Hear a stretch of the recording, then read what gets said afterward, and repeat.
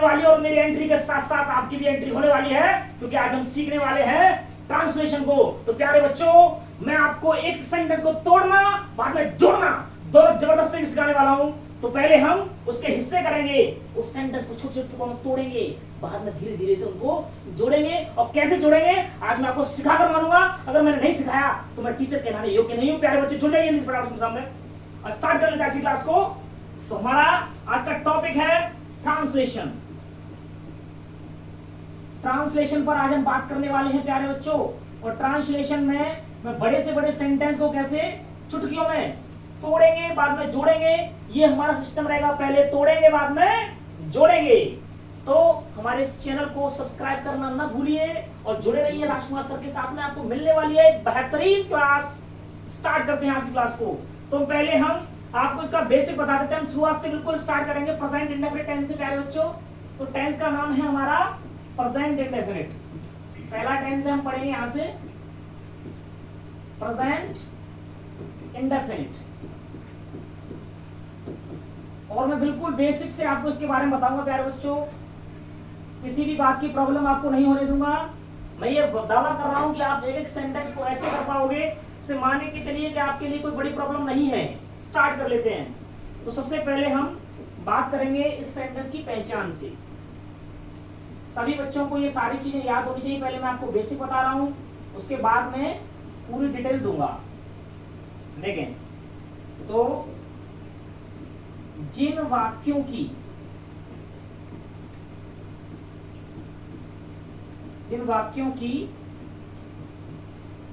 क्रियाओं के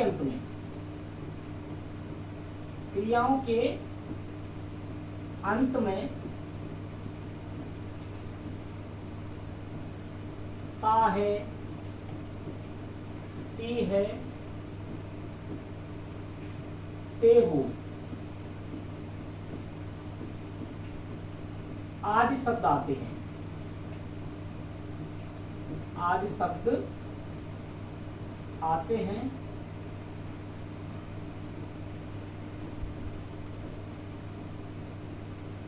उन्हें प्रेजेंट इंडेफिनिट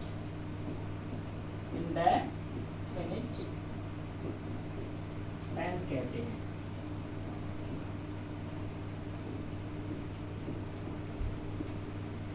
टेंस के बारे में आप बात करें प्यारे बच्चों, प्रेजेंट, पास्ट, फ्यूचर तीन पार्ट्स में डिवाइड किया गया है। उनके कुछ पार्ट्स हैं प्रेजेंट इंडेफिनिट, इनके अलग अलग पार्ट्स, सब पार्ट कहते हैं इनको। तो present indefinite, past indefinite, future indefinite ऐसे करके इनको इंडेफिनिट में बांटा गया है। तो आज हम स्टार्ट करने वाले हैं पहली क्लास, इसमें हम बात करने वाले हैं प्रेजेंट इंडेफिनिट टेंस की। तो हमने यहाँ पर इसकी पहचान लिखी है। उसके बाद हम इसके और बेसिक रूल्स को भी क्लियर कर लेते हैं। जैसे दूसरी बात है इसकी एचवी क्या है।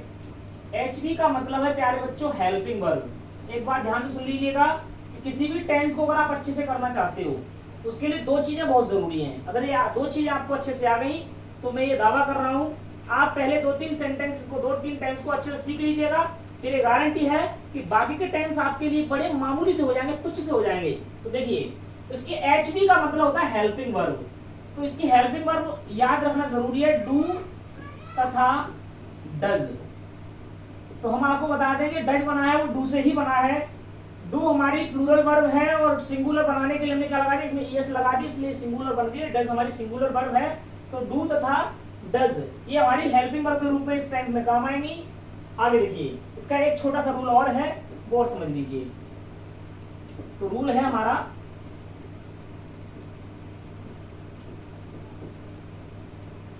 साधारण वाक्यों में डू तथा डज का प्रयोग नहीं होता है।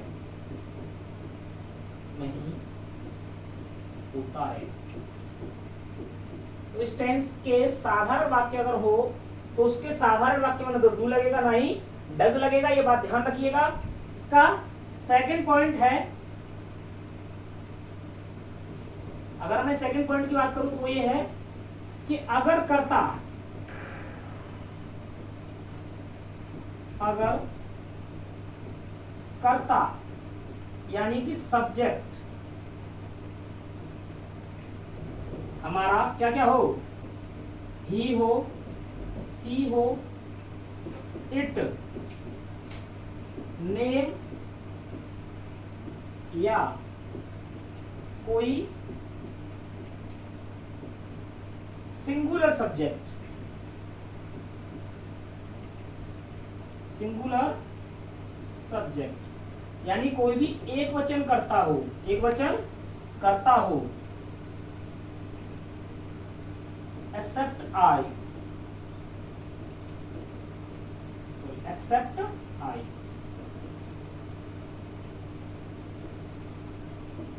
यानी केवल आई को अगर छोड़ दिया जाए तो आई को छोड़ करके जितने भी सिंगुलर सब्जेक्ट्स हैं, ही है, सी है, इट है या किसी का नेम है या कोई अदर नाउन्स हैं जो सिंगुलर में होंगे, एक्सेप्ट आई।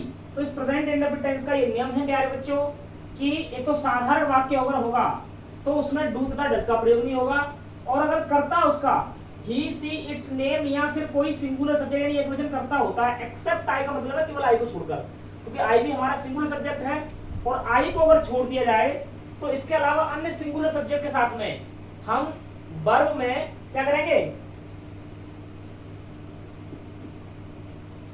एक्सेप्ट आई है ना, मैं क्रिया में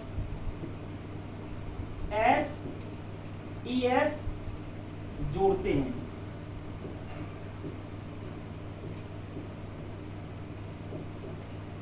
कंडीशन क्या है कि साधारण वाक्यों में ही ये नियम पूरे दोनों साधारण के चल रहे हैं, साधारण वाक्यों में डू तथा डज का प्रयोग नहीं होता है। दूसरी बात यह है कि साधारण वाक्य में अगर सब्जेक्ट हमारा ही, सी, इट या नेम या फिर कोई सिंगुलर सब्जेक्ट हो, एक्सेप्ट आई मतलब आई को छोड़ करके, तो उसमें क्रिया में एस, ई, एस या हम समझ लेते हैं आई, ई, एस, आई, ई, एस लगाते हैं या जोड़ते हैं। तो अपने हिसाब से देख लीजिएगा, मैं अब आप इसको पूरा विस्तार से समझाऊंगा कि साधारण वाक्य कैसे होते हैं। पहली बात तो यह है कि बहुत सारे बच्चे इस बात से कंफ्यूज होते हैं, सर आपने कह तो दिया कि साधारण वाक्य में डू तथा डज नहीं लगा, लेकिन होते कौन से साधारण वाक्य हैं? तो ये समझाने के लिए चलते हैं नेक्स्ट पेज पर। यहाँ देखिए हम समझ लेते हैं, पहले आज मैं आपको तीनों वाक्य समझाऊंगा, साधारण वाक्य कौन से होते हैं, नकारात्मक कौन से होते हैं, प्रश्नवाचक कौन से, फिर उसके बाद में बड़े बड़े सेंटेंस को कैसे तोड़ते हैं, फिर कैसे जोड़ते हैं वो पूरा समझाऊंगा। पहले मैंने कह दिया पहले वाक्य को तोड़ेंगे फिर जोड़ेंगे। चलिए तो देरी नहीं करते हैं, पहले हम बात कर लेते हैं साधारण वाक्य की। साधारण वाक्य, प्यारे बच्चों साधारण वाक्य कौन से होते हैं? ऐसे वाक्य जिनसे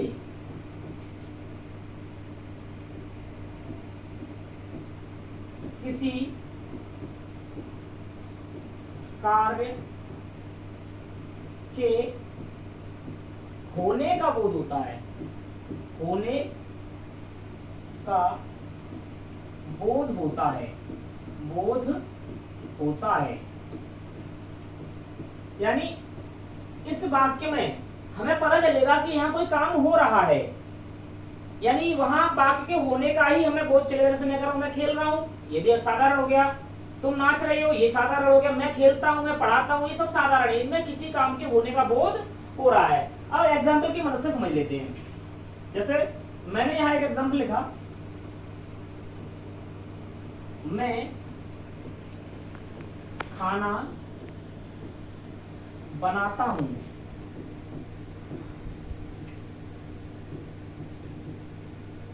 दूसरा हमने वाक्य लिखा यहां पर, वह किताब पढ़ता है। तो अभी ये दोनों वाक्य जो हैं हमारे साधारण हैं, लेकिन यहाँ देखिए अब हम करने का तरीका तो बताएंगे साथ में, लेकिन पहले देखो हमने यहाँ से लिखा वाक्य मैं खाना बनाता हूँ वह किताब पढ़ता है, तो दोनों ही वाक्यों में किसी काम के होने का बोध हो रहा है, किसी काम के होने का पता चल रहा है, यानी ये वाक्य हमारा कैसा है, साधारण है। और साधारण वाक्यों को करने का नियम मैंने पहले लिख दिया है। एक तो बात यह है कि साधारण वाक्यों में हेल्पिंग वर्ब डू या डज का यूज नहीं होता, तो देखिए कैसे करेंगे। अब यहाँ सब्जेक्ट हमारा क्या बन गया, सब्जेक्ट बन गया प्यारे बच्चों आई, क्या बन गया हमने लिख लिया आई, क्योंकि यहाँ पर खाना बनाने का काम कौन कर रहा है, मैं, और मैं का मीनिंग होता है आई। अब हमें इतना करना है, अब इस प्रेजेंट इंडेफिनिट टेंस के साधारण वाक्यों का नियम यह है कि साधारण वाक्यों में डू या डज यानी सहायक क्रिया को नहीं लगाते हैं, तो सीधा करने का तरीका आपको बता रहे हैं, पीछे से आगे की ओर करते लाइए। बनाना इंग्लिश में होता है मेक, और भोजन यानी फूड होता है, यहाँ पर भोजन यानी खाना मतलब हो गया फूड, तो आई मेक फूड यानी मैं भोजन बनाता हूँ या मैं खाना बनाता हूँ, एक ही बात है।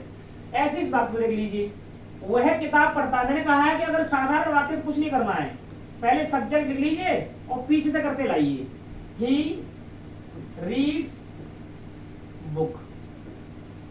यही मैं आपको एक बेहद इंटरेस्टिंग चीज बताने वाला हूं, ध्यान से सुनिएगा। हमने लिखा ही रीड्स बुक, वह किताब पढ़ता है। प्यारे बच्चों, एक चीज देखने वाली, आपको नोट करने वाली समझिए, मैंने यहाँ पर मेक में एस नहीं जोड़ा, यहाँ पर रीड में एस जोड़ा। एक बात को लिख लेता हूं, समझाऊं मैं।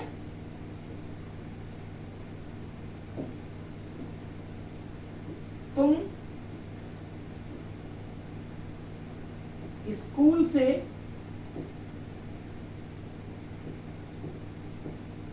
कार से घर आते हो, घर आते हो। अब ये वाक्य मैंने लिखा, तुम स्कूल से कार से घर आते हो, तो इस वाक्य में देखिए यहां भी करता हमारा क्या है, यहां भी करता प्यारे बच्चों यू है, यानी तुम। तो सबसे पहले हमने क्या लिखा, यू, इसको हम नीचे कर लेते हैं, यू हमने लिख दिया। अब उसके बाद हमने क्या नियम बताया है कि बस पीछे से आगे की ओर करते लाइए। आना की मीनिंग क्या होती है, कम, तो यू कम। घर को बोलते हैं होम, तो यू कम होम, ठीक है। अब किससे, कार से, तो बाई कार, बाई कहां से, स्कूल से, फ्रॉम स्कूल। अब मैंने ये कहा था आपको कि पहले वाक्य को तोड़ लें और फिर जोड़ लें, हमने जब कहते जोड़ किए, एक तो ये कर लिया, या इसको पूरा एक मान लीजिए घर आना, तो हमने कम होम लिख लिया, कम कार से, एक टुकड़ा ये हो गया, अगला टुकड़ा हो गया स्कूल से। तो हमने क्या किया, अलग अलग टुकड़े थे उनको एक एक करके जोड़ लिया, ऐड कर लिया, तो हमारा सेंटेंस पूरा हो गया। तो ये चीज मैं आपको बताऊंगा, लेकिन जो मेन चीज थी वो बताने वाला, तो ध्यान सुनिएगा, बहुत जरूरी चीज है। मैं पहले आपको पढ़ा चुका हूं नाम के चैप्टर में, लेकिन फिर भी समझने वाली बात बता रहा हूं कि हमने यहाँ पर आई के साथ में मेक में एस नहीं लगाया, ही के साथ में रीड में एस लगाया, अब यहाँ यू के साथ में हमने कम में एस नहीं लगाया। तो ये कहीं लगा रहे हैं कहीं नहीं लगा रहे हैं, वजह क्या सुनिए। तो प्यारे बच्चों, कोई भी वर्ब, पहले पूछ लेता हूं आपसे, मैंने यहां पर लिखा डांस, आप मुझे बताइए डांस वर्ब जो है वो सिंगुलर है या प्लूरल है।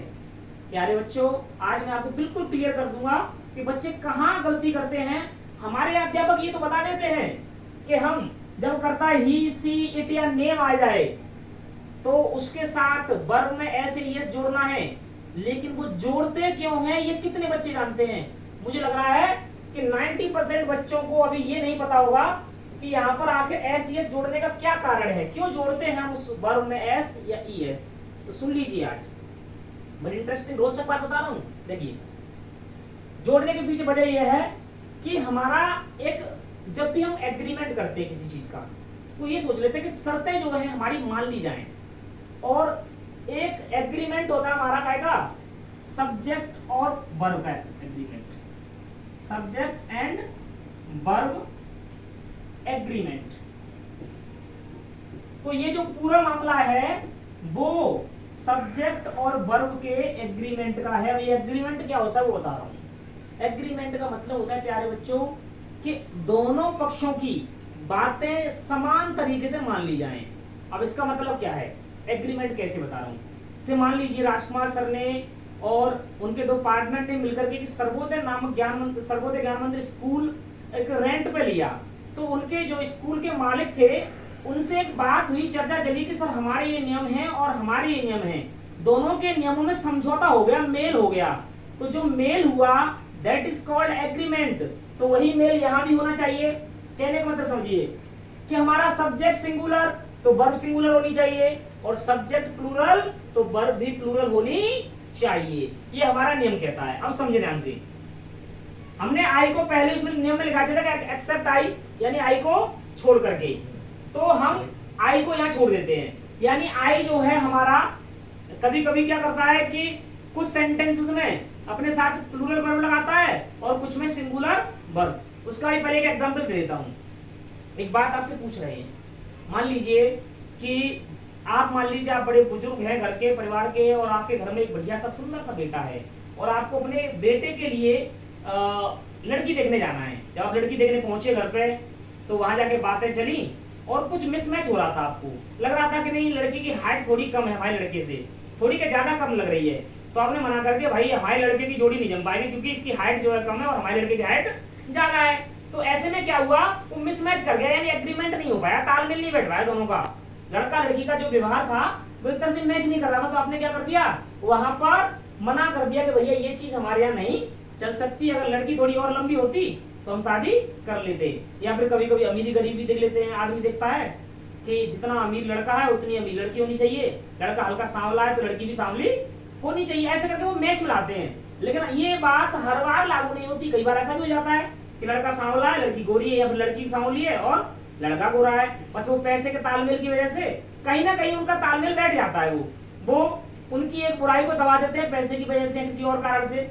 तो ऐसे करके वो एग्रीमेंट वहां भी मानना पड़ता है जबरन, भले ही उनका लग रहा है कि तालमेल नहीं बैठ रहा है लेकिन फिर भी बैठ जाता है। तो प्यारे बच्चों वही मैं समझाना चाह रहा हूं, ध्यान से सुनने ना, यहाँ हमारा सब्जेक्ट ही जो है वो कैसा है, सिंगुलर है। और एक बात ध्यान सुनना, मैंने क्या कहा है कि 90% बच्चे नहीं जानते कि वर्ब कैसी है, सिंगुलर है या प्लूरल है। वो ये बताते हैं कि ये वर्ब जो है सिंगुलर है, क्यों, क्योंकि इसमें एस ई एस नहीं जुड़ रहा है, एस ई एस जुड़ने से प्लूरल बनता है। उनके दिमाग में ये पहले से छिपा होता है कि अगर हम एस या एस जोड़ेंगे तो प्लूरल बन जाएगा वो।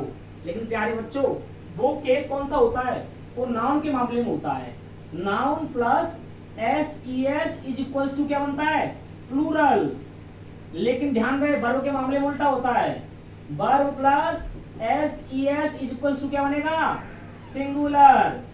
यानी अब आपके सामने जो माजरा है वो समझ में आ गया होगा कि हम यहाँ रीड में एस क्यों लगा रहे हैं, क्योंकि हमारा ही सिंगुलर सब्जेक्ट हुआ तो वर्ब भी कैसी होनी चाहिए, सिंगुलर। तो यहाँ रीड को सिंगुलर यानी एक वचन वर्ब बनाने के लिए हमने इसमें एस जोड़ दिया।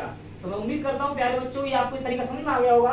तो ही रीड्स बुक हमने लिखा क्यों, क्योंकि यहाँ सिंगुलर सब्जेक्ट है तो वर्ब कैसी होनी चाहिए, सिंगुलर। अब यहाँ देखें, यू हमारा प्लूरल सब्जेक्ट है तो कम ये भी प्लूरल हो गया, तो प्लूरल सब्जेक्ट और प्लूरल वर्ब, प्लूरल सब्जेक्ट हो गया और प्लूरल क्या हो गई, वर्ब। अब दोनों का क्या बन गया, एग्रीमेंट हो गया। क्या हो गया प्यारे बच्चों, एग्रीमेंट। और दोनों का एग्रीमेंट हो गया तो सेंटेंस हमारा क्या हो गया, करेक्ट हो गया। अब ये जो आगे की चीजें हैं वो मैं अभी आपको कैसे तोड़ेंगे कैसे जोड़ेंगे पूरा मामला समझाऊंगा, लेकिन पहले हम चलते हैं नेक्स्ट पेज पर और समझ लेते हैं पहले आगे की चीजें। तो मैं उम्मीद करता हूं कि आपको तीनों सेंटेंस साधारण वाली जो बात समझा रहा था वो आसानी समझ में आ गई होगी और ये 90% फेलियर वाली बात भी समझ में आ गई। चलिए नेक्स्ट पढ़ते हैं।